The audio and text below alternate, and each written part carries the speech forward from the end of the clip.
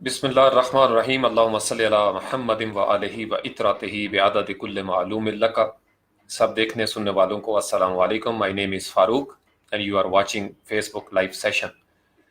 इससे पहले हम तकरीबन कुछ 6-7 सेशन जो है वो हमारे मुकम्मल हो चुके हैं। एक ख़ास तरतीब के साथ कोशिश है कि हम आगे बढ़ें और चीज़ों को आहिस्ता आहिस्ता एक एक करके समझ सकें, क्योंकि अगर बातें किताबी हो जाएं तो फिर आपको पता है कि किताबें तो हमारे इर्द गिर्द फैली हुई हैं और हम बहुत सारी किताबों को नज़रअंदाज कर रहे होते हैं। मैं आपको अक्सर हवाला देता हूँ कुरान पाक का कि इससे बड़ी किताब और क्या हो सकती थी। तो ज़िंदगी में जब हम इंसानी सतह पे अपने अपने अंदाज में समझने की कोशिश करते हैं तो फिर बहुत सारी बातें जो है वो हमें समझ में आना शुरू हो जाती हैं। तो आई होप कि अभी तक आपको कुछ चीज़ें जो हैं वो समझ में आ भी रही होंगी और आप लोग अपनी अपनी ज़िंदगी में मुशाहिदा भी कर रहे होंगे। एक दफ़ा भी अगर आप सुन लेंगे तो बहरहाल आपके दिल में कहीं ना कहीं थोड़ी बहुत तब्दीली जो है वो ज़रूर इंशाल्लाह ताला जो है वो आ जाएगी। मेरी नीयत भी यही होती है।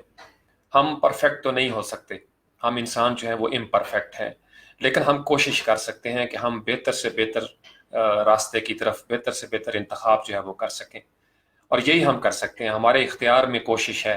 बाकी अल्लाह ताला की ज़ात जो है वो मेहरबानी करती है, वो करम करती है और फिर इंसानों को ऐसे पकड़ लेती है उनकी बाजू, और फिर उनके लिए मुश्किलात जो हैं वो आसानियों में तब्दील हो जाती हैं। लेकिन लैसा लिल इंसान इल्ला मा सआ, अगर हम सही नहीं करेंगे, एफर्ट नहीं करेंगे तो फिर जाहिर बात है रिजल्ट जो हैं वो उस तरीके से नहीं मिलेंगे। तो ये भी एक कोशिश है। दर्द को एक दूसरे के साथ शेयर करना भी एक कोशिश होती है, काविश होती है। बाज़ औक़ात आप चीज़ें अगर मुंजमद हो जाएं, जमूद का शिकार हो जाएं, तो उनको हिलाने से उनके अंदर थोड़ी हरकत पैदा होती है। तो हमारे यहाँ चूँकि एक जमूद छाया हुआ है और इस वजह से ज़रूरत थी इस अमर की कि मैं अपने हल्का अहबाब में जो मेरा किरदार है, चूँकि कुल्लु मसूलुन अन रइय्यतिही, हर शख्स से पूछा जाएगा उसकी रइयत के बारे में। तो आप लोग जो मेरे साथ फेसबुक पे हैं या मेरे ख़ानदान में या मेरे दोस्त, मेरी फैमिली, वो मेरी रइयत हैं। तो जब रइयत कोई चीज़ होती है तो उससे पूछा जाएगा, सवाल किया जाएगा कि आपने क्या किया। तो मुझे इसलिए किसी किस्म की कोई दुनियावी इस हवाले से वो चीज़ों की फ़िक्र नहीं होती। मुझे बड़ा कामिल यकीन है कि जब हमने क़यामत के दिन अल्लाह के रूबरू पेश होना है तो हमसे बहुत सारी बातें पूछी जाएंगी। ये मेरा ईमान है, हर मुसलमान का ईमान है। तो आज का मौजू जो है वो शुरू करने से पहले, बाकायदा शुरू करने से पहले मैं आपके सामने एक सवाल रखना चाहता हूँ। उर्दू में एक लफ्ज़ है बरदार, जिसको हम बरदार कहते हैं। आपने अक्सर सुना होगा अलम बरदार। बरदार का मतलब होता है उठाने वाला, जो किसी चीज़ को उठाता है, कैरियर होता है, उसको कैरी करता है। अगर हम कहें अलम बरदार तो इसका मतलब कि कोई ऐसा इंसान जो अलम को उठाता है, अलम बरदार, झंडा उठाने वाला।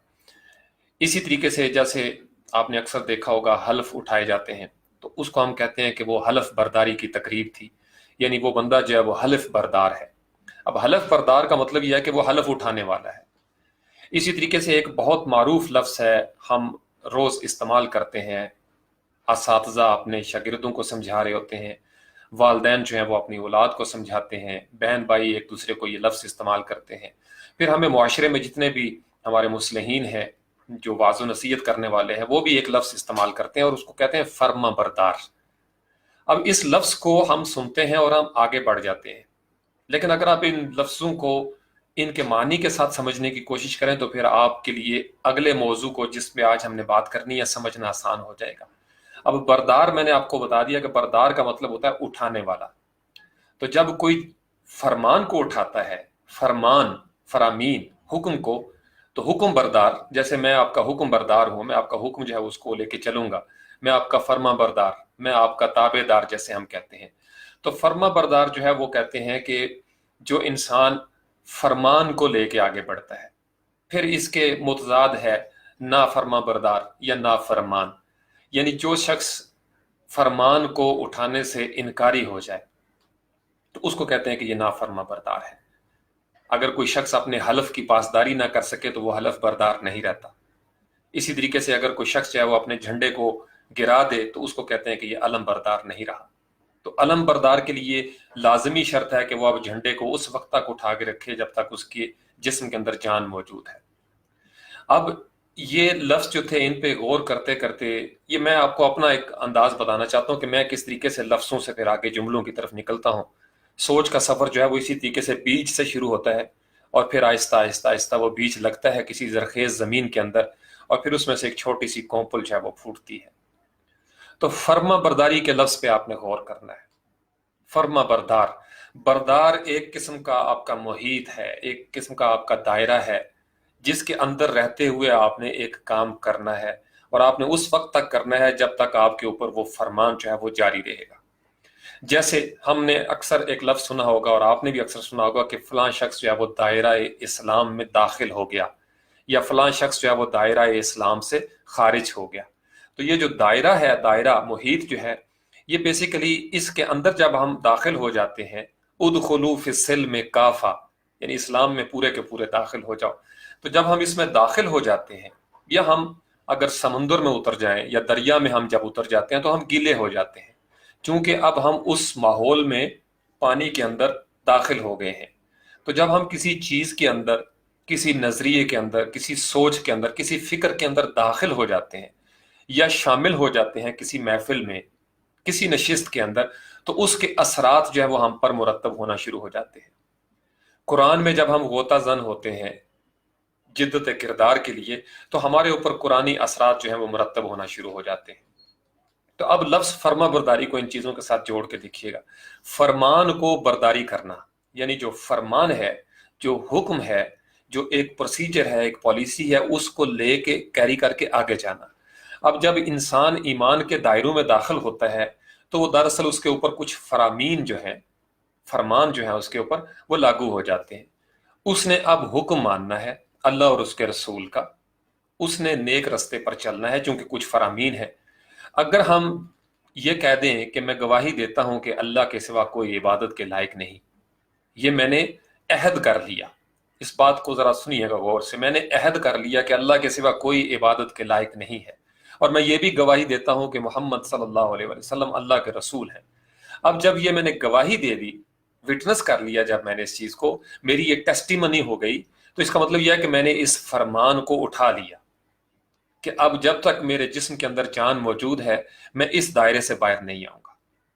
اگر میں اس دائرے سے باہر آؤں گا تو مجھے فوری طور پر کہا جاتا ہے کہ یہ کفر ہو گیا ہے۔ اسی لیے ہم اس کو کافر کہتے ہیں نا، کہ ہم ان کی نظروں میں کافر ہوتے ہیں، وہ ہماری نظروں میں کافر ہوتے ہیں۔ کافر کا مطلب ہوتا ہے جھٹلا دینے والا۔ جب انسان کسی چیز کو جھٹلا دیتا ہے تو وہ دراصل اس سے کفر کرتا ہے۔ اب فرما برداری کی یہ جو سطح ہے، جب ہم قرآن کو، سنت کو ہم نے ایکسیپٹ کر لیا کہ یہ ہمارے لیے ایک رستہ ہے ہدایت کا، تو اس کا مطلب یہ ہے کہ اب ہم نے دراصل یہ جو ایمان لانا ہے، اس کو کیا کہتے ہیں؟ ایمان لانا بھی دراصل دائرے میں داخل ہونے کا نام ہے۔ جب ہم ایمان لاتے ہیں، کلمہ پڑھ کے ہم کسی چیز کے اندر داخل ہو جاتے ہیں، تو اب اس دروازے سے آگے اس شہر کے جتنے بھی قوانین ہیں وہ ہم پر لاگو ہوتے ہیں۔ بالکل ایسے ہی جیسے کوئی ایروپلین جو ہے، ایئرپلین، وہ جب کسی خاص ملک کی فضائی حدود میں داخل ہوتا ہے تو اس کے اوپر اس ملک کے پھر قوانین جو ہیں ان کا اتفاق ہونا شروع ہو جاتا ہے، یا ان کا اطلاق جو ہے وہ ہونا شروع ہو جاتا ہے۔ اسی طریقے سے جب آپ کوئی شہری ہیں کسی ملک کے، تو آپ کے اوپر اس ملک کے قوانین کا اطلاق ہونا شروع ہو جاتا ہے۔ قوانین کا اطلاق، ان لفظوں پہ ذرا غور کیجئے گا۔ جب ہم ایمان کے دائرے میں داخل ہو جاتے ہیں تو اب ہمارے اوپر ایمان کے دائرے جو ہیں وہ ان کا اطلاق ہونا شروع ہو جائے گا، ان تمام فرامین کا۔ اسی لیے کہا جاتا ہے، بچوں کو کہا جاتا ہے کہ بھائی فرما بردار رہو والدین کے، والدین کے فرما بردار رہو۔ اب ان دونوں لفظوں کو ذرا، یہ مرکب لفظ ہے دو لفظوں سے مل کے، کہ ماں باپ جو کہیں اس حکم کی حکم عدولی نہ کرو، اس حکم کو بجا لاؤ، اس حکم کے اوپر سر تسلیم خم کر لو۔ اگر ایک شاگرد جو ہے، اسٹوڈنٹ جو ہے، وہ اپنے استاد کا فرما بردار نہ رہے، فرما بردار، تو اس کا مطلب یہ ہے کہ شاگرد نے اپنے استاد کے حکم کو پھینک دیا، چونکہ وہ اب فرما بردار نہیں رہا، اس لیے آپ اس کو کہیں گے کہ یہ نا فرما بردار ہو گیا ہے، یعنی نا کا سیگا لگ گیا، نو کا سیگا لگ گیا ساتھ، کہ اس نے فرامین جو ہیں ان سے انکار کر دیا۔ اب وہ کتنی دیر تک کرتا ہے؟ اس کی ایک سطح ہوتی ہے نا، کہ میں نے وقتی طور پر ایک نافرمانی کی، مجھے احساس ہو گیا، لہٰذا میں پھر واپس جاؤں گا، میں معافی مانگ لیتا ہوں، توبہ کر لیتا ہوں، تو میں پھر سے فرما بردار ہو جاتا ہوں۔ तो ये सारी जिंदगी जो है इंसान की मासियत का सफर चलता रहता है। अब आज का जो मौजू है हमारा वो है लफ्ज फिस्क के ऊपर। अरबी जुबान का ये लफ्ज अरबी से उर्दू में आया अल फिस्क। अल फिस्क का लफ्जी मतलब ही खरूज का है। किसी चीज के बाहर निकल जाने को फिस्क कहा जाता है। जब हम किसी दायरे से बाहर निकल जाते हैं तो हम दरअसल फिस्क करते हैं, यानी हम नाफरमान जब हो जाते हैं, किसी चीज की फर्मा बरदारी की हदूद से जब हम बाहर निकल जाते हैं तो हम फासिक हो जाते हैं, यानी हमने फिस्क जो है उसका इर्तिकाब कर लिया। तो अरबी से ये सारी चीजें जो है फिर हमारे पास उर्दू में हमें मुस्तमल मिलती हैं। Excuse me. अब कुरान करीम के अंदर ये जो लफ्ज फिस्क है ये मुख्तलिफ सूरतों में आया है। अल फिस्क की सूरत में भी आया है, सूरह असरा के अंदर नजर आता है, सूरह तौबा के अंदर है, बाकरा के अंदर है, इसी तरीके से सूरह हुजरात के अंदर है। फिर अल फासिकीन के नाम से सूरह तौबा जो है उसके अंदर आयत मौजूद है, वल्लाहु ला यहदिल कौमल फासिकीन। इसी तरीके से अगर आप देखें तो फासिकून का लफ्ज भी हमें मिलता है। फिर किसी जगह पे हमें फासाका का लफ्ज आता है, फिर किसी जगह पे हमें फासाका फे के साथ इजाफी फे जो उसके साथ भी नजर आता है। तो गोया ये जो लफ्ज है ये अरबी जुबान में जहां जहां इस्तेमाल हुआ है कुरान करीम के अंदर, तकरीबन को 25 से 30 आयात मेरे जो मुताला में आई हैं उनके अंदर ये जो फिस्क है ये लफ्ज इस्तेमाल हुआ है मुख्तलिफ तरतीब के साथ। और जहां जहां ये इस्तेमाल हुआ है उसका ताल्लुक नाफरमानी के साथ है, किसी चीज के बाहर निकल जाने का नाम है। जब इंसान अपनी हद से बाहर निकल जाए, इस बात को जरा समझिएगा, जब इंसान अपनी हदूद से तजावुज करे तो वो भी फिस्क के जुमरे में आ जाएगा, क्योंकि उसने फर्मा बरदारी के पहलू से पहलू तही कर ली, अब वो बाहर निकल गया उस दायरे से। तो जब वो उस दायरे से बाहर निकल गया तो इसका मतलब यह है कि अब वो फासिक हो गया। अब फासिक का इतलाक जो है फुकहा के नजदीक जो उलमाए कराम है उन्होंने इस पे बड़ी बहसें की हैं, बड़ी बड़ी मुस्तनद कुतब हैं। अहादीस के अंदर अगर हम देखें तो बड़ी जबरदस्त इसके बारे में तर्जमा और तशरीह की गई है फिस्क के लफ्ज को लेके। तो मैं उन बातों में, चूंकि वो बहुत दकीक मसाइल हैं, मैं आपको अवामी अंदाज में जो मैं समझता हूँ जिस तरीके से, फिर हम इसका इतलाक करेंगे अपनी अमली जिंदगी में कि हम किस तरीके से फर्मा बरदारी से नाफरमानी की तरफ चले गए, और जब हम नाफरमान हो जाते हैं तो फिर कुरान जो है वो हमें किस तरीके से तंबीह करता है। यानी आप अंदाजा लगा लें कि अगर आप सिर्फ इतनी बात को सोच लें कि कौम फासिकीन, इससे पहले वाले सेशन में इसका एक हवाला आया था कि कौम फासिकीन जो होती है, फासिकों की कौम, उनको हिदायत नहीं मिलती। अब जिस शख्स से हिदायत ही रूठ जाए, जिस शख्स से हिदायत ही रूठ जाए, किसी शख्स को हिदायत मिले ही ना, तो आप अंदाजा लगा सकते हैं उसका अंजाम क्या होगा। ये बात समझ गए? तो ये जो फिस्क, फासिक, फासिकीन, उर्दू में फिर इसी तरीके से, अरबी में फिर इसकी जमा बनाते हैं, कुछ लोग इसको कहते हैं फुस्साक भी कहा जाता है, फुस्साक। इसी तरीके से जो औरत अगर फिस्क करेगी तो उसको फासिका कहा जाएगा। फिर इसी के साथ उर्दू में एक लफ्ज जोड़ा जाता है फाजिर, जैसे फिस्क फजूर या फासिक फाजिर, फलां शख्स जो है वो बड़ा फासिक फाजिर है। तो जब किसी शख्स के अंदर खुफिया तौर पर या खामोशी के साथ एक नाफरमानी के असरात तो मौजूद हूं, यानी मैं एक अमले बद का शिकार हूं, एक जगह पे मैंने एक फरमान को, अल्लाह के फरमान को या नबी पाक सल्लल्लाहु अलैहि वसल्लम के फरमान की उसको मैंने पूरा नहीं किया, अगर वो मेरी ज़ात का हिस्सा है तो मैं फासिक तो हूं। लेकिन अगर मैं उससे एलानिया बगावत कर दूं और मुआशरे के अंदर उसकी एलानिया जो है वो कैंपेन चलाना शुरू कर दूं कि लोगों तुम भी ये करो, तो मैं फाजिर के जुमरे में आ जाऊंगा। जैसे सूरह फातिहा में हमें नजर आता है ना, दो कैटेगरीज हैं, एक होता है वलद्दालीन वाली जो गुमराह लोगों की है, एक होता है जो मगजूब वाली है। मगजूब होता है कर्स्ड। मगजूब जो है वो शिद्दत के साथ होता है कि जब किसी इंसान को पता हो वो अपनी गुमराही को बांटना शुरू कर दे और वो एलानिया तौर पर इकरार करे कि हाँ जी मैं हूं और मुझे पता है कि ये सच है लेकिन मैंने इसको नहीं मानना, तो वो कर्स्ड हो जाएगा, मगजूब, उसके ऊपर गजब टूटेगा। तो ये फासिक और फाजिर जो है इसको भी आप उसके साथ मिला के जब देखेंगे तो आपको समझ आ जाएगा। फासिक का मतलब होता है नाफरमान, हदूद से तजावुज करने वाला, हद से निकल जाने वाला। दायरों से जब कोई इंसान निकल जाता है तो उसको कहते हैं कि ये फासिक हो गया है। यानी जब इंसान किसी की बात को न माने, अब अल्लाह और अल्लाह के रसूल की बात को न मानने वाले को कुरान ने जगह जगह पे फासिक कहा गया है, और फासिकों के लिए ठिकाना जहन्नम का बनाया गया है। ये बात समझ गए? اب قرآن ہماری کتاب ہے، انسانوں کی کتاب ہے۔ اب اس کتاب کے اندر جب فسق کے بارے میں اتنی خطرناک انداز میں تنبیہ کی گئی ہو تو ہمیں سوچنا پڑے گا کہ ہم جو معاشرے کے اندر زوال دیکھتے ہیں، کہیں اس کا تعلق جو ہے اس فرما برداری کے دائرے سے باہر نکل جانے کے ساتھ تو نہیں ہے۔ اب میں آپ کو اس کا سوشل سیٹ اپ بتاتا ہوں کہ ہم فرد کی سطح پہ یا قوم کی سطح پہ کیوں ناکام ہونا شروع ہو گئے، کیوں زوال کا شکار ہونا شروع ہو گئے۔ مچھلی ہے، آپ کو سادہ سی ایک مثال دیتا ہوں۔ مچھلی کی زندگی، اس کی حیات کا دار و مدار جو ہے وہ دریا کے اندر ہے یا سمندر کے اندر ہے، پانی کے اندر ہے، چونکہ یہ پانی کا جانور ہے نا، آبی مخلوق ہے مچھلی۔ اگر مچھلی کو ہم نکال کے خشکی پہ ڈال دیں تو وہ مر جائے گی، وہ تڑپے گی۔ تو مومن بھی جب اپنی جو اللہ کی طے کردہ حدود ہیں جب ان سے باہر نکلتا ہے تو اس کی موت واقع ہو جاتی ہے اس وقت تک جب تک وہ باہر رہتا ہے۔ تو جیسے فسق کا میں نے شروع میں آپ کو بتایا کہ فسق کا لفظی مطلب جو ہے وہ خروج ہے، باہر نکل جانے کو کہتے ہیں۔ اب اس کی دوسری طرف ایک لفظ ہمیں ملتا ہے رجوع کرنا، یعنی ایک بندہ اندر سے باہر چلا گیا، خارج ہو گیا، دائرہ اسلام سے خارج ہو جاتا ہے، کسی دائرے سے وہ نکل جاتا ہے، اور پھر یہ ہے کہ وہ یعنی جتنی دیر تک انسان جب گناہ کرتا ہے، معصیت اس سے ہوتی ہے، تو وہ ایک خاص کیفیت سے باہر نکل جاتا ہے۔ اللہ کی رحمت کے دائرے ہوتے ہیں نا، آپ اس رحمت کے دائرے سے باہر نکل کے بالکل ایسی جیسے انسان کا وضو ٹوٹ جاتا ہے تو آپ دوبارہ سے وضو کر لیتے ہیں۔ وضو ٹوٹ جاتا ہے تو پھر بہت سارے اعمال جو ہیں وہ آپ نہیں کر پاتے، آپ کو پتا آپ کو وضو نہیں ہے تو بنیادی شرط ہو گئی، تو انسان مسجد میں بیٹھا ہوا بھی پھر دوبارہ اٹھتا ہے اور جا کے وضو کرتا ہے کہ بھئی مجھے تازہ وضو کی ضرورت ہے۔ تو فسق کو بھی آپ یوں سمجھ لیجئے کہ فسق جب انسان کرتا ہے، فاسق ہوتا ہے، تو پھر اس کے یہ دو درجے ہیں۔ ایک تو یہ بالکل چھوٹا درجہ ہو گیا نا کہ انسان وقتی طور پر فسق کا شکار ہوا، نافرمانی اس نے کی، پھر لوٹ آیا، توبہ النصوح کی طرف آ گیا، توبہ کر لی۔ توبہ کا لفظی مطلب ہی ہے نا لوٹ آنا، رجوع کر لینا۔ جب انسان رجوع کر لیتا ہے، اب وہ چاہتے ہوئے کرے یا نہ چاہتے ہوئے کرے، دونوں صورتیں ہیں۔ جیسے ہم پڑھتے ہیں انا للہ و انا الیہ راجعون، کہ بے شک ہم اللہ کے ہیں اور ہم نے اللہ کی طرف ہی رجوع کرنا ہے، یعنی ہم چاہیں پسند کریں یا نہ پسند کریں، ہم نے لوٹ کے باہر اللہ کی طرف ہی جانا ہے۔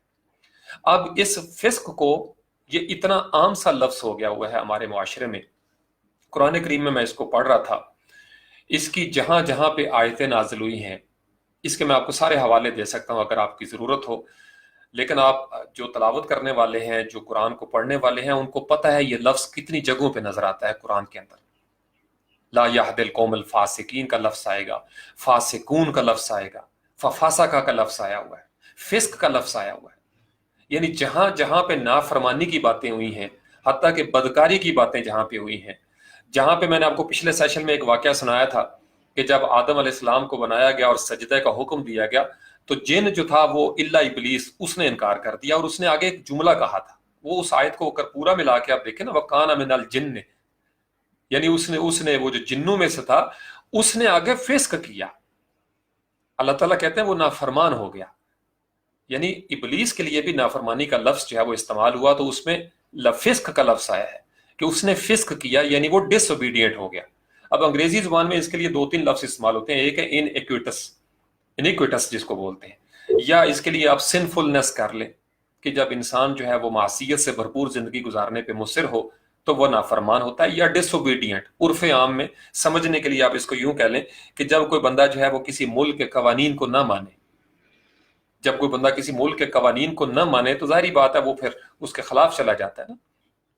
اب کسی ملک کے اندر کوئی شہری جو ہے، میرے پاس اگر پاکستان کا شناختی کارڈ ہے، لفظ شناختی کارڈ پہ غور کریں تو اس کا مطلب یہ ہے کہ میرے اوپر پاکستان کی سرزمین کے قوانین جو ہیں ان کا اطلاق ہوتا ہے۔ تو جب میں مسلمان ہوں، اب یہ بڑا ہم تھوڑا سا سخت منزل میں داخل ہو رہے ہیں جو میرا اصل درد ہے۔ یہ تو بہت آسان ہے نا، میں نے آپ کو بتایا ہم جمعے کے خطبے میں بھی سنتے ہیں، مولانا صاحب بیٹھے ہوئے ہیں ممبر رسول پہ صلی اللہ علیہ وسلم، خطبہ دے رہے ہیں، ہم نے سنا اور جمعہ ختم اور اس کے بعد 6 دن ہمارے اپنے۔ لیکن میں آپ کو اس کو شناخت کے ساتھ جوڑنا چاہتا ہوں۔ میں آپ کو وہ دردناک انداز میں ایک ٹیریبل بات بتانا چاہتا ہوں کہ اگر آپ اس کو اس کی گہرائی کے ساتھ محسوس کر لیں تو آپ کے رونگٹے کھڑے ہو جائیں۔ ہماری تھیری کچھ اور ہے، ہمارا پریکٹیکل کچھ اور ہے۔ ہم تھیری میں کہتے ہیں کہ اللہ کے علاوہ اگر ہم کسی سے ڈریں گے تو شرک ہوگا۔ یہ ہماری تھیری ہے۔ اللہ کے علاوہ یعنی جس چیز پہ اللہ کی اتھارٹی ہے، جو صرف اللہ کا حق ہے کہ اسی کے لیے روا ہو وہ چیز، وہ اگر ہم انسانوں کے ساتھ کریں گے تو وہ شرک کے زمرے میں آ جاتی ہیں وہ چیزیں۔ لیکن اگر آپ میرے سمیت ہم گھوم پھر کے دیکھیں معاشرے کے اندر، ٹریفک کا ایک سپاہی جو سڑک پہ کھڑا ہے، اس کو دیکھ کے جو گاڑیاں سیدھی ہو جاتی ہیں اور ٹریفک کے سگنلز کی پابندی کرتی ہیں، آپ کے نزدیک یہ کیا ہے؟ ہم اس وقت اگر کسی کو روک کے کوئی بات پوچھیں تو وہ کہے گا میرا اللہ پہ ایمان ہے۔ یہ بات سمجھ کے، اللہ پر ایمان ہو، ہم اللہ کے فرما بردار کہتے ضرور ہیں لیکن عملی طور پر ہم وہ فرما برداری نہیں کرتے جو فرما برداری کسی پولیس والے کو دیکھ کے ہمارے اندر پیدا ہو جاتی ہے۔ یہ بڑی کڑوی گولی ہے، میں آپ کو بتا رہا ہوں، میں اپنے اوپر بھی اپلائی کرتا ہوں۔ اللہ کا فرمان آ جائے تو ہمارے اندر ڈر پیدا نہیں ہوتا۔ تنہائی میں ہمارے اوپر اللہ کا فرمان جو ہے وہ ڈر پیدا نہیں کر رہا۔ تقریریں کرنے پہ آئیں تو ہم 6 گھنٹے جو ہیں وہ بولتے رہتے ہیں، لیکن ہمیں ڈر جو ہے وہ جس جگہ پہ ہم ہوتے ہیں وہاں پہ یا پولیس کا ڈر ہمارے اندر ڈال دیا جاتا ہے یا کسی فلاں طاقت کا ڈر جو ہے وہ ڈال دیا جاتا ہے، اور کہنے کو ہم یہی کہتے رہیں گے کہ اللہ کے سوا میں کسی سے نہیں ڈرتا، لا خوف علیہم ولا هم یحزنون۔ یہ بڑی منزل ہے۔ تو ہمیں یہ مان لینا چاہیے کہ جب ہم اللہ کے نافرمان ہو سکتے ہیں، یہ بات میں بڑے درد کے ساتھ کر رہا ہوں اور میں بڑے دعوے کے ساتھ بھی یہ کر رہا ہوں، میں بڑے پچھلے 20-22 سال سے یہ بات ہر محفل میں کرتا آ رہا ہوں کہ جب ایک انسان اللہ کا فرما بردار نہ رہے، فرما بردار جو شروع میں نے وضاحت کی، جب ایک انسان اللہ کے فرمان کے ہوتے ہوئے نافرمانی کر سکتا ہے تو وہ کسی ملکی قانون کو کیوں نہیں توڑے گا؟ جس انسان کو نبی پاک علیہ الصلوۃ والسلام کے حکم کے بعد بھی گنجائش نظر آئے بے ایمانی کرنے کی، جس شخص کو نبی پاک علیہ الصلوۃ والسلام کے واضح حکم آ جانے کے بعد بھی اپنے نفس کے خلاف جہاد کرنے کی توفیق نہ ملے، وہ کیسے کہہ سکتا ہے کہ میں بڑا رسپانسبل سٹیزن آف پاکستان ہوں؟ یہ جھوٹ ہوگا۔ آپ اس سے توقع کر ہی نہیں سکتے۔ جو شخص اللہ اور اللہ کے رسول کا فرما بردار نہیں ہوگا، اللہ اور اللہ کے رسول کے فرمان کو اٹھانے والا نہیں ہوگا، وہ کسی ملک کے قانون کو کیسے اٹھا سکتا ہے؟ یہ بات سمجھ گئے؟ اس کی گہرائی میں ذرا اتر کے دیکھیے گا۔ یہ فرد کی سطح سے بھی شروع کریں۔ اگر کسی انسان کو اللہ اور اللہ کے رسول کے حکم کی پرواہ نہیں تو اس کے اوپر آپ کون سی اخلاقی پابندی لگا سکتے ہیں؟ کون سی قانونی پابندی لگا سکتے ہیں؟ اب زیادہ سے زیادہ یہ ہو سکتا ہے کہ اس معاشرے میں ڈنڈے کا کلچر پھیل جائے جو ہمارے ہاں نظر آتا ہے۔ غلام قوموں کے لیے ڈنڈے کا کلچر پیدا کیوں کیا جاتا ہے؟ چونکہ وہ ڈنڈے کے علاوہ سدھرتے نہیں ہیں۔ یہ بات سمجھ گئے؟ غلام کی ایک یہ پہچان ہے کہ وہ ڈنڈے کے علاوہ سدھرتا نہیں ہے، اور جو عاقل ہوتا ہے، آزاد ہوتا ہے، بالغ ہوتا ہے، بالغ نظری کہتے ہی اس کو ہے کہ اس کو نظریاتی طور پر اس کی اہمیت کا احساس ہے کہ میں نے ایک قانون کے اوپر عمل کرنا ہے، اشاروں کی پابندی میری بہتری کے لیے ہے۔ لیکن جب تک ڈنڈا نہ ہو، جب تک چالان کا ڈر نہ ہو، ہم اس کی کتنی پابندی کرتے ہیں؟ اب دنیا میں چونکہ ڈنڈا مارنے والا سڑک پہ ہی کھڑا ہے، دنیا میں چونکہ ایک نافرمانی کرنے کی فوراً سزا مل جاتی ہے، عدالتیں جو ہیں وہ فوری طور پر ہمیں برا لیں گی اور ہمارے اوپر ایک کوئی نہ کوئی مقدمہ جو ہے وہ دائر کر دیں گی، لیکن ہم اللہ کے لیے اللہ کے تمام فرامین سے یقین مانیے، اگر آپ اس کو اس کی گہرائی کے ساتھ سمجھیں آپ کے رونگٹے کھڑے ہو جائیں۔ مجھے جب اس چیز کا شعور حاصل ہوا میری نیندیں اڑ گئیں اس کے بعد سے۔ ہم اللہ کو اتنی بھی لفٹ نہیں کرواتے جتنی لفٹ ہم ایک پولیس والے کو کرواتے ہیں۔ اس درد کو آپ سمجھ رہے ہیں؟ میری آواز کے اندر چھپے ہوئے اس کرب کو آپ کا کلیجہ فیل کر رہا ہے؟ یہ صرف ہم کہتے ہیں، ہمیں ایک دوسرے کا ڈر زیادہ ہے، ہمیں ایک دوسرے کا ڈر زیادہ ہے، ہم سے کوئی موبائل چھیننے والے چور کا ڈر ہمارے اندر زیادہ ڈال دیا جاتا ہے، لیکن وہ جو ابلیس کی شکل میں ہم سے ہمارا ایمان چرا کے لے جاتا ہے اس کا ڈر ہمیں نہیں دیا جاتا۔ یہی وجہ ہے کہ ہم لٹے ہوئے پڑے ہیں، اس وقت یہ قافلے لٹے ہوئے پڑے ہیں، ہم نافرمان ہو چکے ہیں۔ تمام قرآنی آیات do this don't do this, اگر اللہ نے کہہ دیا ڈونٹ ڈو دس اور اگر فاروق شاہ وہ کام کر رہا ہو تو فاروق شاہ کس کا نافرمان ہو گیا؟ اللہ کا۔ لیکن فاروق شاہ آزاد بیٹھا ہوا ہے چونکہ اس نے ملک کا کوئی قانون نہیں توڑا۔ یہ بات سمجھ گئے؟ جب انسان ملکی قانون توڑتا ہے تو ملکی قانون کے مطابق اس کو سزا ملتی ہے.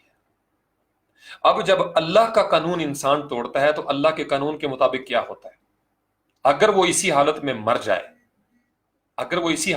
جائے، دنیا کے قانون میں تو پھر شاید مہلت نہ ملے نا، آپ نے گناہ کیا، آپ کو پھانسی ہو گئی. اللہ اس وقت تک آپ کو مہلت دیتے ہیں. اتنی کریم ذات ہے وہ. نبی پاک علیہ السلام رحمت للعالمین، اتنے کریم ہستی، وہ آپ کو آخر دم تک مہلت دیتے ہیں کہ یار واپس لوٹ آؤ. عصیان میں چلے گئے، بدکاری میں پڑ گئے، نکل گئے ہو دائروں سے، واپس آ جاؤ اور میں تمہیں ایسے ہی کر دوں گا جیسے ابھی ماں کے پیٹ سے پیدا ہوئے ہو. یہ بات سمجھ گئے؟ اب آپ اداروں کے اندر دیکھ لیں، جتنی ہمیں رشوت نظر آتی ہے، یہ پتہ کیوں ہے؟ کیونکہ اس شخص کو، اور وہ چونکہ ٹیبل کے نیچے سے ہو رہی ہے، چھپ چھپا کے ہو رہی ہے، وہ قانون کی نظروں سے بچنا چاہتا ہے. وہ بندہ جو ہے وہ قانون کی نظروں سے بچنا چاہتا ہے. یہ جو تاریکی میں، اندھیرے میں جتنے گناہ ہوتے ہیں، ہمیں ایک دوسرے کا ڈر زیادہ ہے. آپ یہ یقین مانیے کہ یہ علماء کرام، فقہاء کرام اس چیز کو بہتر سمجھ سکتے ہیں.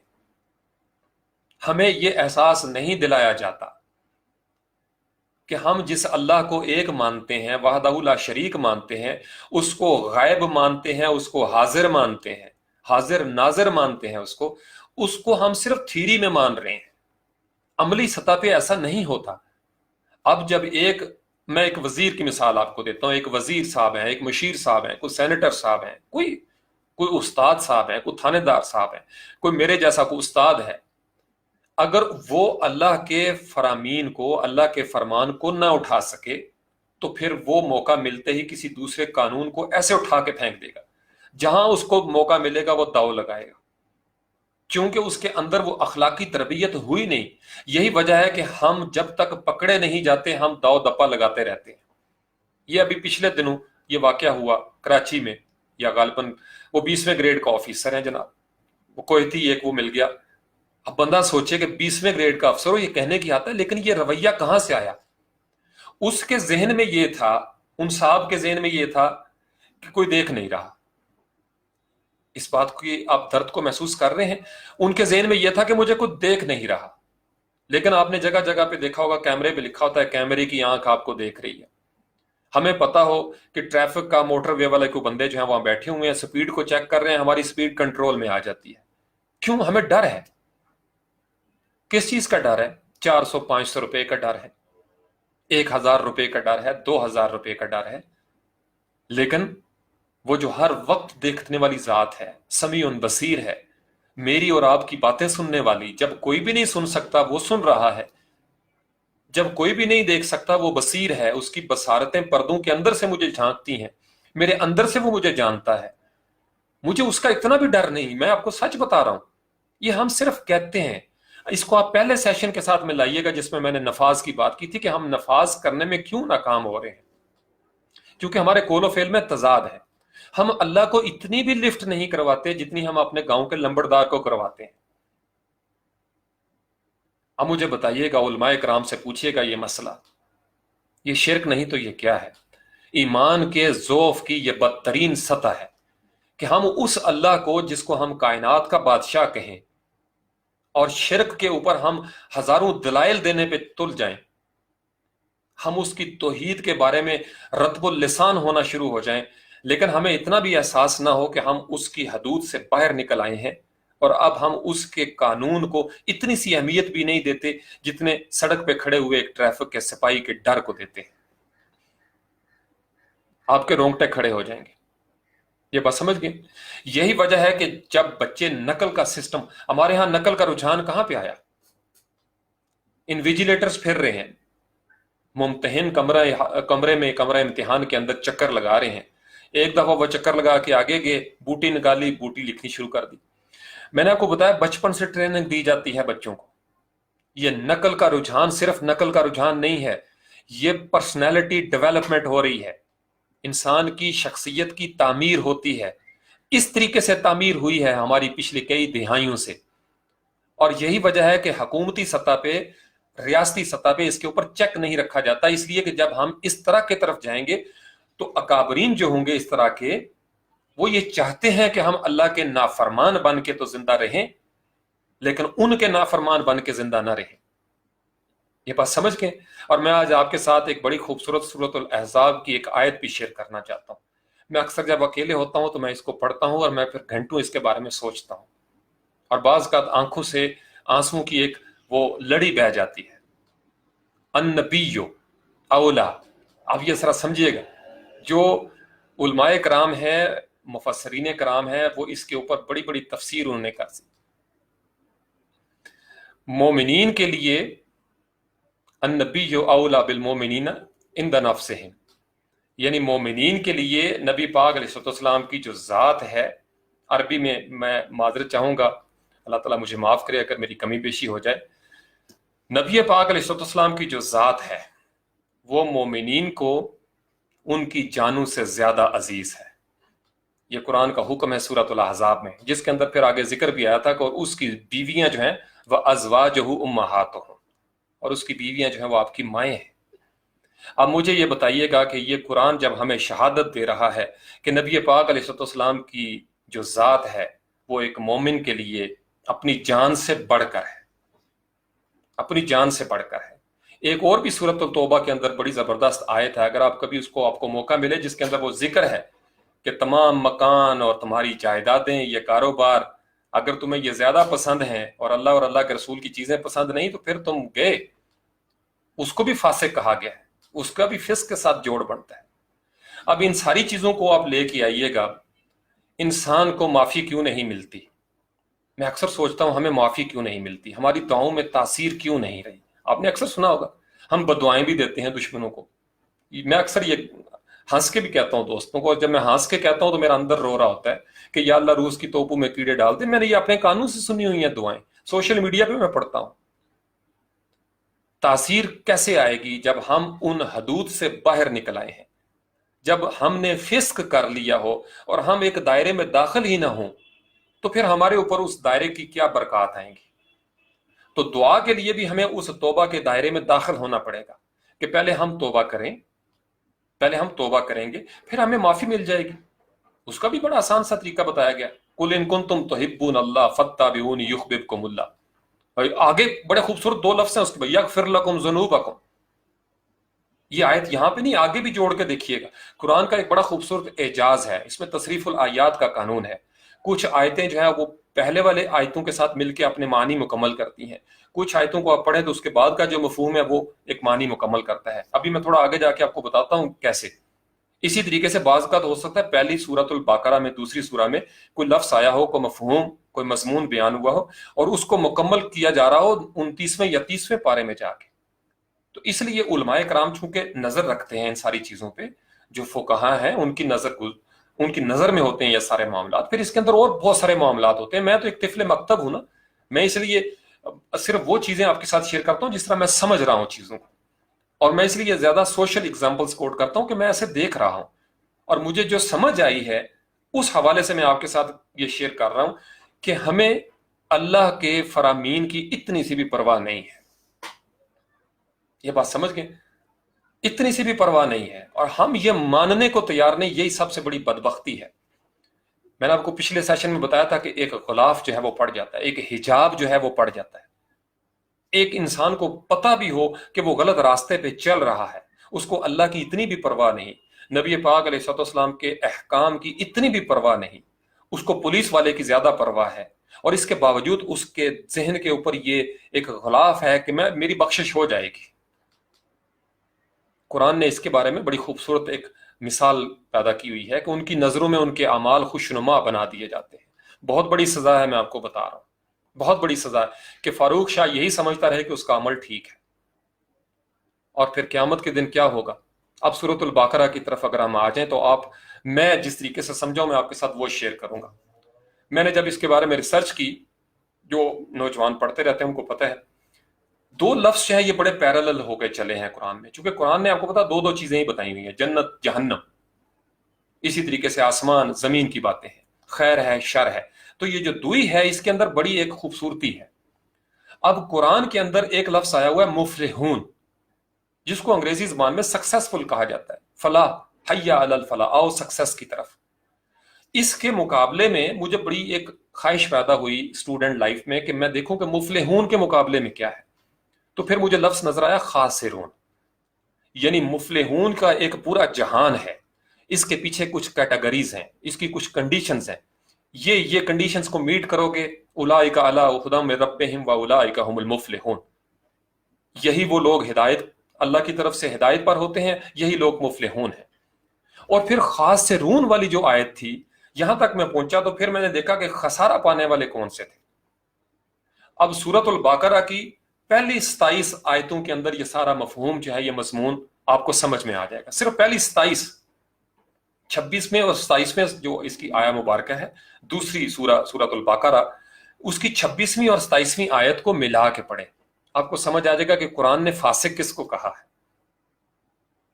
26ویں اور 27ویں جو آیا مبارکہ ہے سورۃ البقرہ، جو دوسری سورت ہے، بالکل پہلے سپارے سے شروع ہو جاتی ہے. اس کی پہلی 27 آیات کو آج آپ کہیں بیٹھ کے تھوڑی دیر کے لیے ترجمہ اور تشریح کر کے دیکھیے گا. شروع میں جو الف لام میم ذالک الکتاب لا ریب فیہ ھدی للمتقین. اب جیسے مفلحون اور خاسرون کا دو لفظ آگے، تو مجھے یہ خواہش پیدا ہوئی کہ میں دیکھوں کہ مفلحون کون ہے. تو مفلحون کے جو ڈانڈے تھے وہ جا کے ملے متقین کے ساتھ. وہ لوگ جو متقی ہیں، اللہ کی طرف سے ان کو ہدایت مل جاتی ہے اور وہ مفلحون ہو جاتے ہیں. اس کی ترتیب سمجھیے گا. متقی ہونا پہلی شرط ہے، پھر اللہ کی طرف سے ہدایت ملتی ہے، انسان قرآن میں غوطہ زن ہو گیا، اور پھر وہ مفلحون ہے. پھر آگے اس کی کیٹیگری ہیں، الذین یؤمنون بالغیب ویقیمون الصلاۃ ومما رزقناہم ینفقون. یہ اس کی نشانیاں ہیں. آگے آپ دیکھیں کہ جہاں پہ لفظ فاسق آیا ہے وہاں پہ بھی کچھ نشانیاں ہیں. پھر اسی طریقے سے قرآن میں جہاں جہاں لفظ فسق آیا ہے یا فاسقین آیا ہے، اس کے ساتھ کچھ نشانیاں ہیں. گویا آپ ان دونوں نشانیوں کا ٹیبل بنا کے دیکھیں. میں نے ایک ڈائری میں بنایا تھا، مجھے ابھی آج ملی نہیں، ورنہ میں آپ کے ساتھ شیئر کرتا. میں نے ٹیبل بنایا، میں نے لکھا اوپر متقی، اور متقی کے مقابلے میں میرے پاس ایک ہی لفظ تھا، فاسق. یعنی میری سمجھ کے لیے میں نے جس طرح اس کو سمجھا، متقی کا مطلب جو دائرے میں داخل ہو گیا، جس کو ڈر پیدا ہو گیا، جو فرما بردار ہو گیا، اس کو ڈر ہے نا.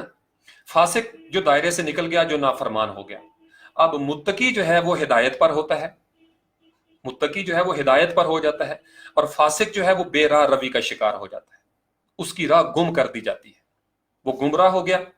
اب اسی طریقے سے متقی جو ہے وہ چلتے چلتے آگے، اس کی مختلف شرائط ہیں، جب وہ ان پہ عمل پیرا ہوتا ہے، اس کے اندر پرفارمنس میں اضافہ ہونا شروع ہو جاتا ہے، تو وہ مفلحون ہو جاتا ہے، مفلحون ہو جاتا ہے. اور دوسری طرف ہے فاسقین کی. فاسقین کی بہت ساری نشانیاں قرآن نے بتائی ہوئی ہیں. وہ ایذا رسانی والے ہوں، وہ بد عہد لوگ ہوں، جھوٹ بولنے والے ہوں، وہ اللہ کے اوپر جھوٹی تہمتیں لگانے والے ہوں، اللہ کے ساتھ عہد جوڑ کے توڑ دینے والے ہوں، جن چیزوں کو اللہ نے جوڑنے کا حکم دیا ہے ان کو توڑنے والے ہوں، ان کو بھی قرآن نے فاسق کہا ہے. تو فاسقون جو ہے یا فاسقین کا لفظ بدکاری کے ساتھ بھی جڑتا ہے. یہ میں آپ کو بھی ایک آیت پڑھ کے سناتا ہوں، ہمارے آباء و اجداد میں سے حضرت آدم علیہ السلام کی دعا بھی ہے ایک. اور پھر یہاں سے فاسقین کا جا کے ڈانڈا ملتا ہے خاسرون کے ساتھ. انگریزی زبان میں خاسر کو کہتے ہیں، خاسرون کو لوزرز. اب جب یہ میں دعا کرتا ہوں کبھی نماز پڑھنے کے بعد، میں یقین مانیے رونگٹے کھڑے کر دینے والی بات ہے، اور میں حضرت آدم علیہ السلام کی اس کیفیت کو سمجھنے کی کوشش کرتا ہوں. یہ ہم سب بچوں کے لیے، ہم اولاد آدم ہیں، لڑکیوں اور لڑکوں کے لیے اس میں بڑی نشانیاں ہیں، بڑا بڑا گہرا پیغام ہے. آپ سوچئے حضرت آدم علیہ السلام نے یہ کتنی خوبصورت دعا جو ہے وہ ہمارے لیے چھوڑی ہے. یہ ہماری وراثت ہے، ہم اس کے اوپر غور ہی نہیں کرتے. کیا دعا فرمائی؟ کتنا عرصہ دعا فرماتے رہے، ربنا ظلمنا انفسنا وَإِن لَّمْ تَغْفِرْ لَنَا. ایک ایک لفظ کے اوپر آپ گھنٹوں بیٹھ جائیں اور اس کے اوپر بات کرنا شروع کر دیں. اے ہمارے رب، ہم نے اپنے نفسوں پر، اپنی جانوں پر ظلم کیا.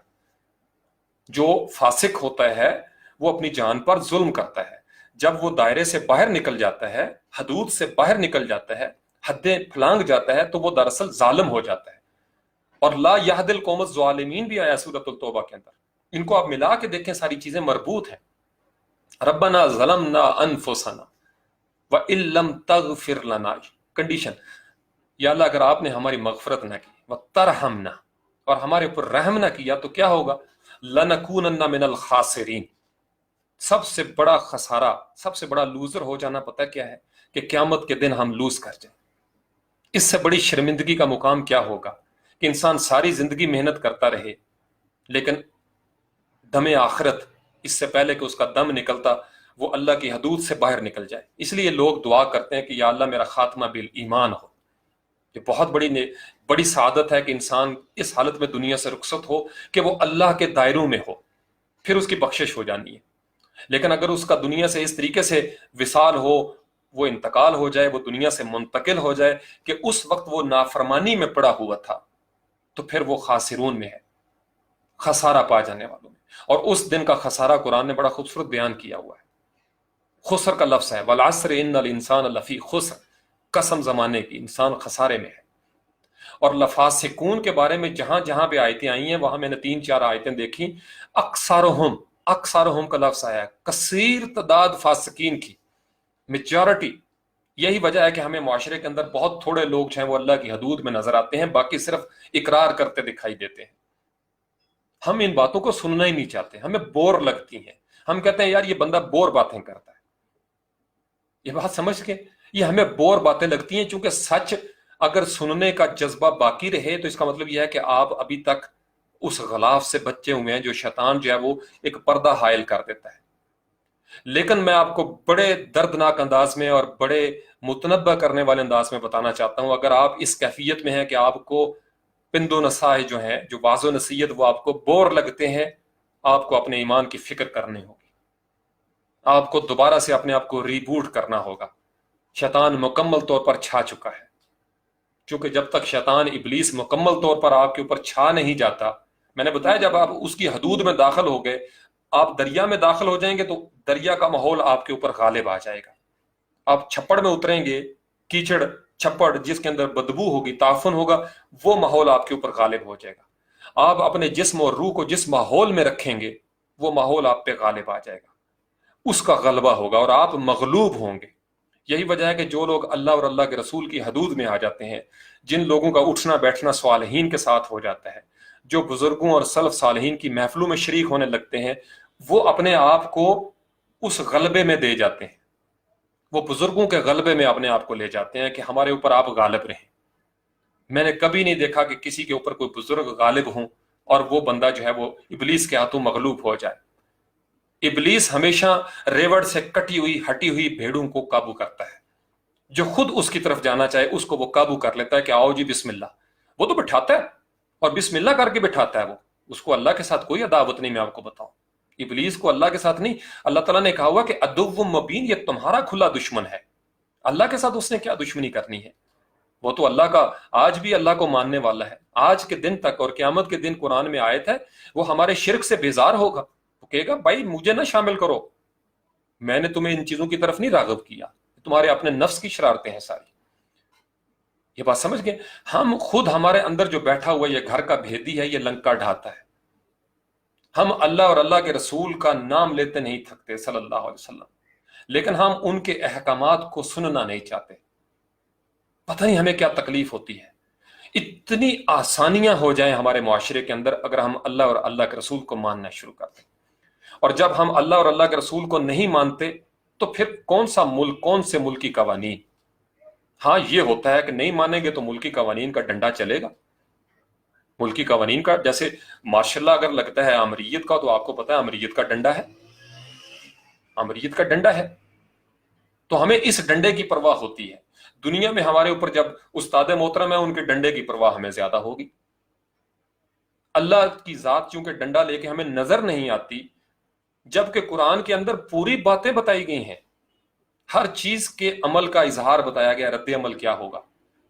You will do this, you will be getting this, آپ یہ کرو گے ٹٹ فار ٹیٹ ہوگا، جب تک آپ اس دائرے سے باہر ہیں۔ اگر آپ اس دائرے میں لوٹ آئیں، بارش کے موسم میں دوبارہ سے آپ کھڑے ہو جائیں، چھتری کو پیچھے کر دیں، آپ کا وجود جو ہے باران رحمت کے ساتھ گیلا ہو جائے گا۔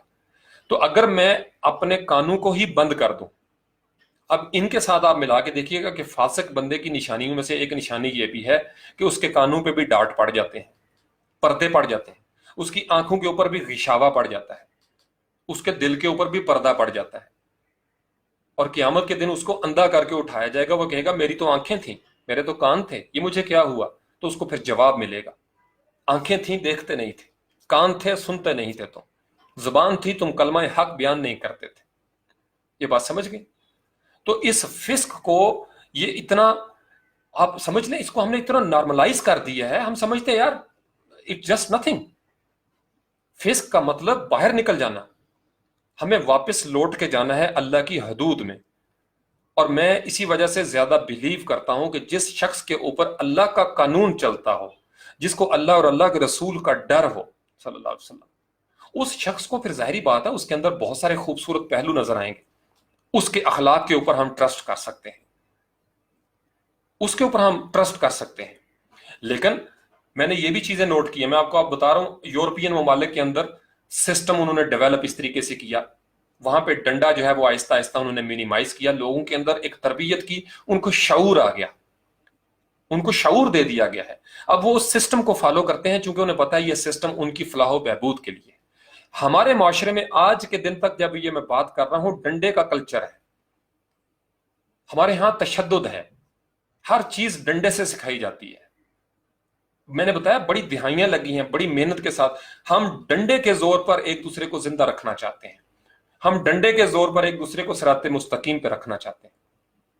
यही वजह है कि हमारे स्कूलों के अंदर आप देखें डंडा चलता हुआ आ रहा है। हमारी गलियों मोहल्लों में जिसके पास ज्यादा माइट इज राइट, जिसके पास कुवत ज्यादा है, जिसका डंडा ज्यादा तगड़ा है, उसका हुक्म ज्यादा माना जाता है। अल्लाह और अल्लाह के रसूल को कौन पूछता है? लेकिन उन इलाकों में मिलाद भी होगी, उन इलाकों में बड़ी बड़ी मजालिस होंगी, बड़ी बड़ी मजालिस होंगी, और उसमें वो शरीक होंगे, वो फंड रेज कर रहे होंगे जिनके ऊपर अल्लाह और अल्लाह के रसूल के हुक्म की जरा सी भी उनको परवाह नहीं है। ये बात समझ के, ये बड़ा कड़वा सच है। मैंने आपको बताया ये कड़वी गोलियां जब तक हम नहीं खाएंगे, मैंने आपको पहले सेशन में भी कहा था, करते रहें 15-20 साल और गुजार दें, 40 साल गुजार दें, 1,24,000 पैगंबर आए गुजर गए, ये भी गुजर जाएगा दौर, बहुत थोड़ी तादाद। और मेरा जो मुखातिब है, जो मैं जिनको एड्रेस करना चाहता हूं, मैं दुआ भी करता हूं कि अल्लाह ताला हमें उस कलील तादाद में शामिल फरमा ले जिनके ऊपर अल्लाह और अल्लाह के रसूल का पूरा हुक्म चलता हो, और फिर हमारी जानों से ज्यादा नबी पाक अलैहिस्सलाम हमें अजीज हो जाए। आसान नहीं है ये बात। सूरतुल अहज़ाब के अंदर बिल्कुल इब्तदाई आयतें हैं, मोमिनीन के लिए नबी पाक अलैहिस्सलाम की जात मोमिनीन की जान से ज्यादा ओला है, अफजल है। इससे बड़ा हुक्म है कोई? फारूक शाह की जान उसको बड़ी अजीज है, ये बात समझे। मैं अपनी जान के सर्वाइवल के लिए, सर्वाइवल ऑफ द फिटेस्ट के चक्कर में पड़ जाऊं, लेकिन नबी पाक अलैहिस्सलाम मुझे अपनी जान से ज्यादा अजीज ना हो, फिर काहे का ईमान भाई, फिर काहे का ईमान। कहने की हद तक तो कह सकते हैं ना, फारूक शाह जी का क्या है, कहने की हद तक कह दे, बातें करनी है। भाई साहब इस आयत पर गौर कीजिएगा, अगर आपने फिस्क से बचना है, मोहब्बत की तरफ आ जाए। मोहब्बत इंसान को दायरों से बाहर नहीं निकलने देती, ये बात जरा समझिएगा। मोहब्बत से जुड़ा हुआ रिश्ता इंसान को आजादी के साथ इताअत करने की तरफ ले जाता है। डंडा वहीं पे चलता है जहां मोहब्बतें ना हो, ये बात समझ गए। डंडा वहीं पे कामयाब होता है जहां मोहब्बतें ना हो। या इसको उलट के पढ़ लें कि मोहब्बतों का खात्मा करना हो तो डंडे का कानून जो है उसको लागू कर दें। फिर डंडे के जोर पे जो चलता है वो डंडे के जोर पे चलता है। 6 लाइनें बनी हुई हैं, रश पड़ा हुआ है एक दूसरे के साथ, एक पुलिस वाले साहब आएंगे, डंडा हाथ में पकड़ा हुआ है, लाइन सीधी हो जाती है। पता कि इनकी लाइन सीधी हो जाती है? हम जैसे मुसलमानों की जो कहते हैं कि सिराते मुस्तकीम है दीन, हमें सिराते मुस्तकीम वहां से डर नहीं है उसका, कहते हैं, हम मानते भी हैं जुबानी, लेकिन अपने अपने कलेजे पे हाथ रख के तो आप देखेंगे तो फिर आपको मेरी आंखों में से वो जो कर्ब है वो निकलता हुआ, मैं इसलिए कैमरे में देख के ये बात आपको करता हूं कि आपको वो दर्द भी आप देख सकें। हमें इतना भी नहीं है, मैं आपको सच बता रहा हूं, हमें अल्लाह का इतना भी डर नहीं है जितने गांव के एक मजारे को, एक आम आदमी को चौधरी साहब का है। नहीं है हमें, हमें इसको मान लेना चाहिए। हो सकता है इसी से बेहतरी हो जाए, हो सकता है इसी से बेहतरी हो जाए। यही वजह है हमारा ईमान जो है वो कमजोर तरीन सतह पे चला जाता है कि हम जो कहते हैं वो करते नहीं, हम जो कहते हैं वो करते नहीं। हमें डर किसी और चीज का है। हम कहते हैं मैं बड़ा अल्लाह को मानने वाला हूं, نبی پاک علیہ السلام پہ میرے لیے بھی بڑا آسان ہے یہ کہہ دینا کہ میرے ماں باپ آپ پہ قربان ہوں، بہت آسان ہے، لیکن مجھے سوچنا ہوگا کہیں میں فاسق تو نہیں ہو گیا ہوا، چونکہ جب انسان فاسق ہو جاتا ہے نا، حدود سے نکل جاتا ہے، تو ظاہری بات ہے پھر اس کو حدود سے نکال دیا گیا۔ یہی وجہ ہے کہ یہ آیت میں نے پچھلے سیشن میں بھی پڑھی اور اس سے پچھلے میں، وَلَا تَقْنَطُوا مِن رَحْمَتِ اللَّهِ، اللہ کی رحمت کا ایک دائرہ ہے، اس دائرے سے باہر مت نکلو، اس دائرے سے باہر مایوسی ہے، اس دائرے سے باہر ابلیس بیٹھا ہوا ہے آپ کو ریسیو کرنے کے لیے، جو ہی آپ اس دائرے سے باہر نکلتے ہیں وہ آپ کو ہڑپ کر لیتا ہے۔ اب خوش قسمت ہے جو لوٹ آتا ہے، لوٹ آنا بھی خوش قسمتی ہے، میں آپ کو بتاؤں، میرے جیسے بڑے گناہ گار لوگ اگر ہم چلے جائیں ایک راستے سے باہر نکل جاتے ہیں، ہم پھر لوٹ آئیں، یہ بھی بڑی خوش بختی کی علامت ہے کہ ہم لوٹ آئیں اور ہم کہیں کہ یا اللہ ہم نے رجوع کیا، اس سے پہلے کہ ہم جسم کی دنیا سے واقعی کامل طور پر رجوع کر جائیں، کیوں نہ ہم نظریاتی طور پر اللہ سے رجوع کر لیں اور معافی تلافی کریں کہ یا اللہ جی ہمیں واقعی آپ کا اتنا ڈر نہیں تھا، ہم کہتے ضرور تھے لیکن اصل میں ہم معاشرے کو مانتے تھے، آپ نے تو حکم یہی دیا تھا کہ مومنین کے لیے ان کی جانوں سے زیادہ نبی پاک علیہ السلام پیارے ہیں، لیکن یا رسول اللہ مجھے اپنی جان بڑی پیاری ہے، جب کبھی موقع آیا وقت آیا تو میں نے اپنی جان کو عزیز تر سمجھا، اپنی اولاد کو عزیز تر جانا، میں نے اپنی جائیدادیں بنائی، مکان بنایا، لوٹ مار کیا، اور میں نے میلاد بھی منائی ہے۔ یا ہم اللہ کو کہیں گے ہم نے میلادیں بھی منائی ہیں لوٹ مار کر کے، کیا بنے گا بھائی؟ کہاں سے اجازت مل گئی یہ سب؟ تو دین کیا میری مرضی سے چلے گا؟ افتؤمنون ببعض الکتاب وتکفرون ببعض، کی کچھ چیزوں کو میں مان لوں اور کچھ سے میں کفر کر دوں، ایسے دین نہیں چلتا۔ ہم اللہ تعالیٰ کو معاذ اللہ، جیسے استاد محترم واصف علی واصف کہتے ہیں کہ تم کون ہوتے ہو اللہ کو ڈکٹیٹ کرنے والے؟ ہم اللہ کو ڈکٹیشن کرتے ہیں، آپ نے کبھی غور کیا؟ ہم فیس بک پہ آپ دیکھ لیں، ہم ڈکٹیٹ کرتے ہیں اللہ کو، یہ جہنمی، وہ کافر، وہ کافر، ہم اللہ کو بتا رہے ہوتے ہیں جیسے اللہ کو معاذ اللہ پتہ ہی نہیں کسی چیز کا، ہم اللہ کو بتا رہے ہیں اس کو جہنم میں ڈال دو، اس کو بخش دو، یہ جنتی اور یہ فلانا۔ ہم کون ہیں بھائی؟ ہمیں اپنے بارے میں پتا ہے، ہم کہیں فاسق تو نہیں ہو چکے؟ تو اب اس کو آپ سوشل سیٹ اپ میں اپلائی کریں، پولیٹیکل سیٹ اپ میں اپلائی کریں۔ جو بندہ، اب اس کو چھوٹی سطح پہ لے آئیں، جس بندے کو پاکستان کے قوانین کا ہی احترام نہیں، جس شخص کے اوپر پاکستانی قوانین کا اطلاق ہی نہیں ہوتا، وہ اگر ہمارے ایوانوں میں بیٹھ جائے گا تو کیا کرے گا وہ؟ یہ بات سمجھ گئے؟ تو قانون یا نظام اس چیز کو کہتے ہیں کہ میں جب ایک نظام وضع کروں تو سب سے پہلے وہ نظام میرے اوپر اپلائی ہو، لیکن اگر میرے اوپر اپلائی نہ ہو اور میں وردی پہن لوں اور وردی پہن کے میں ہر قسم کی بدماشی جو ہے وہ کرنا چاہوں، صرف اس وجہ سے کہ قانون مجھے نہیں پکڑ سکتا، قانون مجھے نہیں پکڑ سکتا چونکہ میں خود قانون ہوں، تو مجھے بتائے معاشرے میں کیا ہوگا؟ پھر معاشرے میں حبس پیدا ہوگا، اور ایسے معاشرے میں پھر کرائمز بڑھتے ہیں، ایسے معاشرے میں جہاں یہ ناہمواری ہوتی ہے، سوشل ان ایکویلٹی، وہاں پھر کیا ہوتا ہے؟ میں نے آپ کو بتایا اللہ کا تو ریٹ رہی کوئی نہیں، بالکل نہیں، اللہ کی تو پہلے ہی نہیں ہے نا ریٹ۔ جب اللہ کی ریٹ نہیں ہے، صرف ایمان کی حد تک زبانی کلامی ہے، تو پھر کیا ہوگا؟ اب وہ شخص کیا کرے گا؟ رات کے اندھیرے میں کسی کی جیب لوٹے گا، کسی سے موبائل چھینے گا، چونکہ اس کو پتا ہے کہ معاشرے میں عدل نہیں ہے، اور جو شخص لٹ رہا ہے اس کو بھی پتا ہے کہ جب وہ کسی جگہ پہ رپورٹ کرائے گا اس کو عدل نہیں ملے گا۔ بہت سارے شرفا میں نے دیکھے ہیں وہ خاموشی سے چپ کر جاتے ہیں کہ چلو اللہ مالک ہے۔ کیوں؟ چونکہ ہمیں جگہ جگہ پہ پتا ہے کہ ہمارے ساتھ عدل نہیں ہوگا۔ تو یہ صرف میری یا آپ کی، یہ پورا نیٹ ورک بنا ہوا ہے، چونکہ اس کے اوپر دہائیوں کی محنت ہے۔ اب اس کو شروع کرنا ہے، اگر ہم اس کو درست کرنا چاہیں تو ہمیں سب سے پہلے کیا کرنا ہوگا؟ یہ مجھ سے اکثر میرے جو اسٹوڈنٹس ہیں وہ سوال کرتے ہیں کہ سر پھر کیا کریں؟ تو میں ان کو اکثر کہتا ہوں کہ اپنے اوپر اللہ اور اللہ کے رسول کے احکامات فرامین کو لاگو کرنا شروع کر دیں، جس کے دل میں اللہ کا ڈر پیدا ہو جائے۔ یہ بات ذرا میں آپ کو بڑی گہرائی کے ساتھ یہ بتانا چاہتا ہوں، کامل ایمان کے ساتھ۔ جس بندے کے دل میں اللہ کا ڈر نہیں، وہ کسی سے ڈرتا نہیں ہے، وہ صرف پریٹینڈ کرتا ہے، وہ دکھاوے کا ڈر ہے۔ اللہ کا جب ڈر نہیں تو پھر کیا وہ کیا ڈرے گا کسی سے؟ وہ لوٹ مار بھی کرے گا، وہ خزانہ بھی لوٹے گا، وہ آپ کے سامنے بے شک جتنا مرضی ڈھونگ رچائے، جو مرضی روپ اختیار کر لے، جیسا مرضی اس کا حلیہ ہو جائے، اس کو اللہ کا ڈر نہیں۔ وہ موقع ملتے ہی اس کو پتا ہے کہ جہاں مجھے موقع ملے گا کوئی نہیں دیکھ رہا، اللہ دیکھتا تو دیکھتا رہے۔ کبھی سوچا ہے؟ حضرت عثمان غنی رضی اللہ تعالیٰ عنہ سے بڑی خوبصورت ایک یہ مروی ہے یہ واقعہ ان کے اقوال زری میں نے کہیں پڑھے تھے، مجھے اس کا حوالہ یاد نہیں، میں اس لیے حوالہ دے نہیں سکتا، کہ وہ کہتے ہیں مجھے حیرت ہوتی ہے اس انسان کے اوپر جس کو یقین ہو کہ اللہ دیکھ رہا ہے اور وہ پھر بھی معصیت کی طرف چل جائے۔ تو کبھی آپ کے اوپر ایسی نافرمانی آئے، یہ دائرے سے باہر نکل کے جب آپ کسی اس طرح کے کام میں پڑنا شروع ہو جائیں تو ایک لمحے کے لیے سوچیں کہ اللہ دیکھ رہا ہے، آپ رک جائیں گے، پھر انسان کے اندر سے یہ جو قباحتیں ہیں یہ دور ہونا شروع ہو جائیں گی، یہ رذائل جو ہیں یہ رذائل ختم ہونا شروع ہو جائیں گے۔ اخلاق جو ہوتے ہیں نا، اخلاق رذیلہ بھی ہوتے ہیں، اخلاق حسنہ بھی ہوتے ہیں۔ ہم بیسیکلی ہم نے سکنس کو ہیلتھ کی طرف لے کے جانا ہے، ہم نے اس بیمار معاشرے کو صحت مند معاشرے میں ڈھالنا ہے، یہ درد ہے اصل میں، اور یہ سب نے مل کے کرنا ہے، یہ ہم سب مربوط و مشروط ہیں ایک دوسرے کے ساتھ۔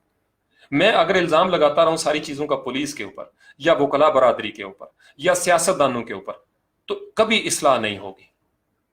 تو مجھے چاہیے کہ میں اپنی سطح پہ رہ کے اپنے گریبان میں جھانکوں، اساتذہ اپنے گریبان میں جھانکیں، والدین اپنے گریبان میں جھانکیں، بچوں کو بچپن سے بتائیں کہ بچوں جب تمہیں کوئی نہیں دیکھ رہا اس وقت بھی تمہیں اللہ دیکھ رہا ہے۔ بچوں کو احساس دلائیں۔ مجھے پتا یہ بڑا ایبسٹریکٹ سا ایک ڈر ہوتا ہے، لیکن یہ اگر بٹھا دیا جائے بچوں کے اندر تو بچے سدھرنا شروع ہو جاتے ہیں۔ جب ہمیں ڈر ہی نہیں، ہمیں صرف ڈر یہ ہے کہ کوئی بندہ نہ دیکھ لے، تو پھر ہم چھپ کے ہر وہ کام کر گزریں گے جو اللہ اور اللہ کے رسول کی نافرمانی کا موجب ہوگا، اور یہی ہم کر رہے ہیں۔ آپ لوگ، میں نے آپ کو اس لیے آج کہا تھا کہ کاغذ قلم دعات لے کے بیٹھیے گا، یہ نوٹ کریں یہ ساری چیزیں، اور جا کے دیکھیں ہمارے معاشرے کے اندر، ہمارے سیاست میں کیا ہو رہا ہے، ہمارے میڈیا کے اندر کیا ہو رہا ہے، ہمارے ماحول میں یہ سارا بگاڑ۔ اور کیا اس کے علاوہ کوئی اور راستہ ہے؟ نو وے۔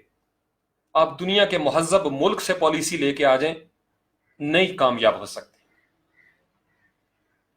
اللہ تعالیٰ آپ کو زندگی دے، جو نوجوان ہیں وہ دیکھیں گے یہ بات۔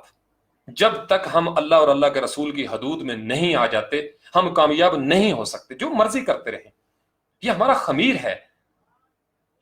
میں نے بتایا ہم مچھلیاں ہیں، ہمیں آپ خشکی پہ ڈالیں گے تڑپتی رہیں گی، تڑپ رہے ہیں ہم۔ مسلم امہ تڑپ رہی ہے پوری دنیا میں، دیکھیں اس وقت مسلم امہ پوری دنیا میں تڑپ رہی ہے، سسک رہی ہے۔ ہمارے ملکوں میں فوجیں ہیں، ہم ایک دوسرے کو مار رہے ہیں، ایک دوسرے کو مار رہے ہیں، اس سے زیادہ تڑپ کیا ہوگی؟ اور جن لوگوں کو اللہ نے شعور دیا ہوا ہے وہ راتوں کو سو نہیں سکتے۔ ہم کن چکروں میں پڑے ہوئے ہیں، کن چکروں میں ہم پڑے ہوئے ہیں؟ ہمیں دنیاوی کسی چور کا ڈر ہے جو ہم سے ایمان لوٹ کے لے جاتا ہے، ایمان کا ڈاکو، اس کی ہمیں خبر نہیں۔ جو ہمارا کھلا دشمن ہے عدو مبین، اس کی ہمیں پرواہ نہیں، اور ہمیں چھوٹے چھوٹے دشمنوں کی پرواہ ہے۔ تو پھر کامیابی کہاں سے بھائی؟ پھر کہاں سے ہم فائز ہو جائیں گے؟ کہاں سے ہم فلاح پا جائیں گے؟ ربنا ظلمنا انفسنا وان لم تغفر لنا وترحمنا لنکونن من الخاسرین۔ میں آپ کو کہتا ہوں یہ دعا بکثرت پڑھا کریں، اور اس کے معنی کے ساتھ پڑھا کریں۔ ہمیں ضرورت ہے اس دعا کی۔ ہم نے اپنی جانوں پہ ظلم کیا ہے، بہت ظلم کیا ہم نے اپنی جانوں پہ، ہمیں واپس لوٹ کے جانے کی ضرورت ہے۔ اگر ہم لوز کر گئے، بہت، میں آپ کو بتاؤں، رونگٹے کھڑے ہو جاتے ہیں۔ ہمیں خسارہ نہیں پانا۔ We don't want to be losers on the day of judgment.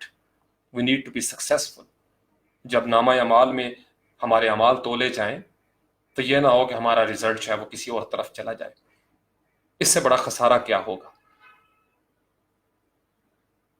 تو میں تمام مسلمان نوجوانوں کو نصیحت کرنا چاہتا ہوں، ان کے ساتھ یہ درد شیئر کرنا چاہتا ہوں، نبی پاک علیہ السلام کی محبت کو اپنی جان سے زیادہ عزیز تر بنا کے رکھیں۔